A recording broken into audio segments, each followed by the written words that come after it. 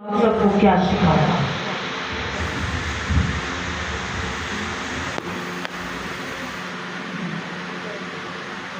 जी, जो निकालने को पड़े इस हवाले को।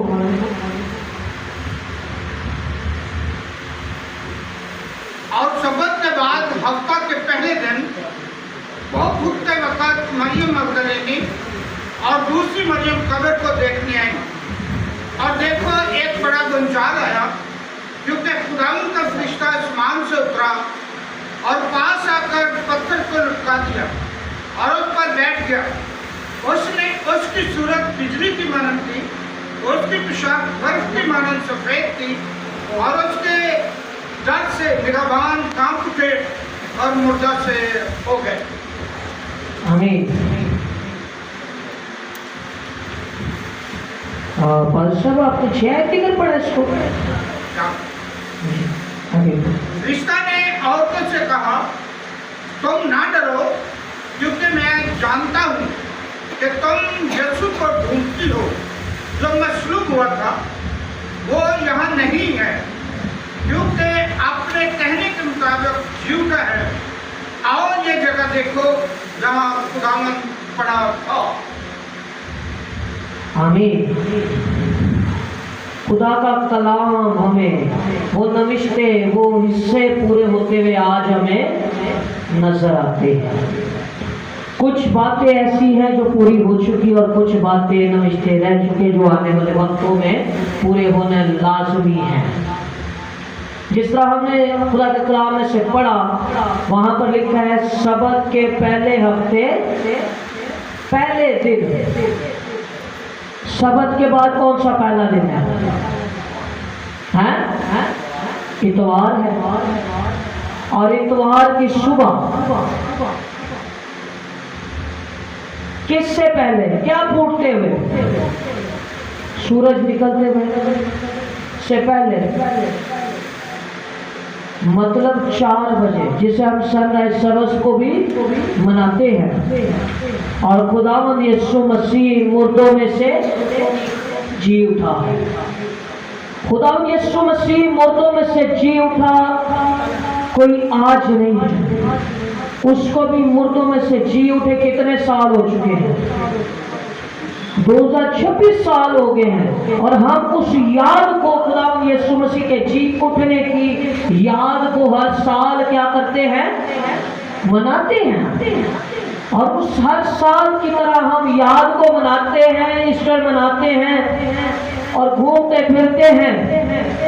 क्या हमने अपनी जिंदगी में अपने खुदा को दी है? अपनी जिंदगी में अपने मसीह को आने दिया है? और फिर यहाँ पर दूसरी आयत में लिखा है, फिर और देखा कि एक बड़ा सा क्या आया है? भूचाल आया है, आंधी तूफान आई है। क्या हुआ? क्या मंजर आ रहा है? किस लिए वो आया है? और खुदावंद का फरिश्ता जो आसमान से क्या हुआ था? आया। वो कहाँ बैठा हुआ है? वो कब्र के ऊपर पत्थर हटा हुआ है। और वो किसने हटाया? उसके ऊपर तो मोहर हुई थी।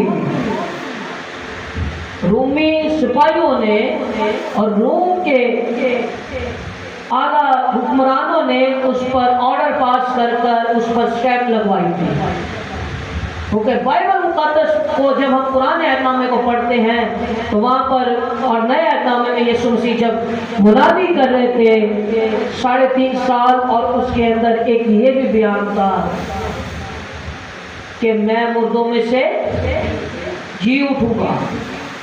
और बाइबल में ये भी लिखा है, तुम इस मक़दस को गिरा दोगे तो मैं इसको 3 दिन में खड़ा कर दूंगा। वो कौन सा मक़दस था? वो अपने बदन की मुर्दों में से जी उठने की बात कर रहा था कि मैं 3 दिन बाद फिर क्या होगा? जिंदा होऊंगा। और 3 दिन के बाद हमें क्या नजर आते हैं? खुदावंद यीशु मसीह वो जिंदा होते हुए नजर आते हैं। और वही खुशखबरी खुदा के कलाम में से हम पढ़ रहे हैं, उसको काफी साल हो चुके हैं। लेकिन हम उस याद को हर साल मनाते हैं। क्या हमने उस याद की तरह अपने आप को भी मसीह को दिया है? वो मोटू में से जी उठा है, उसकी कब्र खाली है और उसको ढूंढने के लिए कौन आई है? 2 औरतें पहले आई हैं। कौन सी? उनका क्या नाम है? मरियम मगदलीनी और मरियम यीशु की मां। जब आती और देखती कि कब्र क्या है? खाली है कब्र। कब्र के अंदर जिसको हमने दफनाया था, जिसको हमने रखा था, वो तो कब्र के अंदर है नहीं। और जो इंसान कब्र के अंदर नहीं है वो कहां पर गया? और फरिश्ता उस खुशखबरी को देने के लिए कब्र के ऊपर क्या था? पहरा दे रहा था, वो बैठा हुआ था। और उस खुशखबरी को सुनकर वो बाकियों को भी जाकर क्या कहती है? वो खुशखबरी बताती है कि यीशु मसीह मुर्दों में से जी उठा। और खुदावंद यीशु मसीह कहते हैं कि जाओ और अपने भाइयों को भी जाके क्या करो? बताओ कि मैं मुर्दों में से जी उठाऊंगी। और मुर्दों में से जी उठने वाला ही हमें निजात देता है हमारा। और हमें मुर्दों से, वो मुर्दों में से जी उठा और आज हमारे लिए जिंदा है। वो हमारा निजात दहिंदा है, हमारे लिए निजात का काम उसने किया है। कब्र उसकी खाली है। मत्ती 28वें बाब की 5 से 7 आयत में उसका जिक्र है। फरिश्ते उसकी खुशखबरी गवाही देते हैं। लूका 24 बाब की 5 से 6 आयत में हमें मिलता है। वो मुर्दों में से जी उठा। और खुदावंद यीशु मसीह की बातें पतरस को मरियम याद करवाती है और यूहन्ना की मां भी। देखो वो जी उठा है और उसने खाया पिया भी उनके साथ। उसे भूख भी लगी, प्यास भी लगी और उसने अपने जख्म भी उनको दिखाए। लूका 24 बाब की 36 से 40 आयत में इसका जिक्र है। और वो इसकी बुशारत को लेते हुए आज भी वो इसकी बुशारत को फैलाते हैं जो खादमुद्दीन है। दुनिया के उस कोने तिकर जहाँ तिकर वो जा सकते हैं, उसको खुदा की खुशखबरी को लेकर जाते हैं कि वो मुर्दों में से हमारे लिए जी उठा है। हम उसकी मुनादी करते हैं। उसकी खुशखबरी सिर्फ अपने तिकर नहीं बल्कि गैर कौमों तिकर भी, दूसरी कौमों तिकर भी, लोगों तिकर फैलाते हैं। उसका मसीह का मुर्दों में से जी उठना हमारे लिए एक बहुत बड़ी खुशखबरी है। और इस खुशखबरी को सिर्फ हमने मनाना नहीं, अपनी जिंदगी में उसको आने देना, उसको दावत देनी है, बुलाना है कि वो आज मुर्दों में से जी उठा। और वो काम है, वो हमारी जिंदगियों में है या नहीं? उसकी बड़ी कुदरत है और वो अपनी कुदरत से जी उठा है।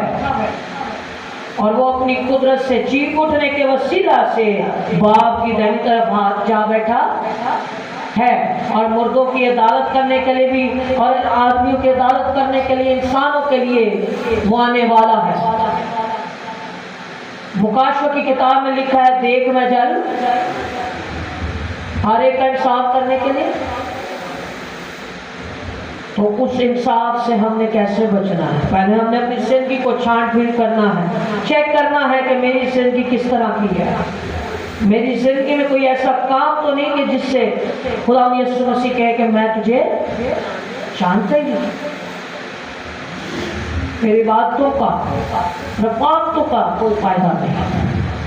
वो अपनी कुदरत से हर चीज को संभालता है। पहले पत्रस की 3 बाब के 18वीं आयत में रूह कुद्दस की कुदरत से वो जी उठा है। मत्ती 27 बाब की 51 आयत में वो मुकद्दसीन के वसीलों से उसकी खुशखबरी फैलाई गई। और मरकज 15 बाब के 38वीं आयत में वो मुर्दों में से जी उठा है और खुदा की खुशखबरी आज भी चलती है। रोमियो पहले बाब की 4 आयत में मसीह का मसलूब होना और मुर्दों में से जी उठना, आज भी उसकी कब्र खाली है। और हमारे लिए ये बड़ी ईमान की बात है कि खुदावंद यीशु मसीह जो हमारे लिए मरा, मसलूब हुआ, वो आज हमारे लिए जिंदा है और बाप से हमारी शफायत करता है कि इनको मौका बख्श कि ये वापस आ जाए, ये अपनी जिंदगी मुझे दे दे, अपने गुनाहों से तौबा कर ले। हमारे गुनाहों की निजात की मौके का काम खुदा यीशु मसीह ने सलीब पर किया और मसलूब हुआ, और जब 3 दिन कब्र में रहा, वो आलमिरवा में कहाँ गया? नीचे भी गया। और यूहन्ना अब्रानियों के 5वें बाब में जिक्र है कि वो जमीन आलमिरवा के नीचे गया। क्या करने? जो मर गए पहले, आदम से लेकर मूसा तक, क्योंकि मूसा के वसीला से खुदा ने शरीयत दी, और शरीयत मूसा के वसीला से आई, लेकिन नजात किसके वसीला से आई? यीशु मसीह के वसीला, खुदा के बेटे के वसीला से। एक ही आदमी के वसीला से गुनाह दुनिया में आया, और उस एक इंसान के वसीला से, आदम के वसीला से गुनाह से दुनिया में आया, और खुदा यीशु मसीह के वसीला से, खुदा के बेटे के वसीला से दुनिया में क्या आई? निजात आई। और उस निजात को कायम करने दुनिया में खुद आया, और फिर मर के मुर्दों में से जी उठ के 3रे दिन और बाप की दाहिनी तरफ जा बैठा, और अब वो आने वाला है। वो मेरी और आपकी शफायत के लिए नहीं आने वाला, बल्कि मेरी और आपकी क्या करने आने वाला? अदालत करने आने वाला है। और जो अपने आप को तैयार कर लेंगे, उनका हिस्सा कहाँ होगा? वो खुदा की बादशाही में होंगे। और जिनने अपनी जिंदगियों को मैंने और आपने तैयार नहीं किया होगा, अगर मैं और आप अपनी जिंदगी को तैयार कर लेते, हमारा हिस्सा खुदा की बादशाही में होगा। मत्ती के इंजील में लिखा है, ऐ मेरे बाप के मुबारक लोगों, आओ जो बादशाह बनाए आलम से मैंने प्यार किया, उसे अपनी मिरास में ले लो। या ये कहे कि मैं तुम्हें जानता नहीं। आज वक्त है हम हर एक जिंदगी अपने आप पर गौर करें कि मैं कहाँ हूँ। खुदा के कलाम के पढ़े और सुन जान, प्रभु नाम की बरकत हो। आमीन।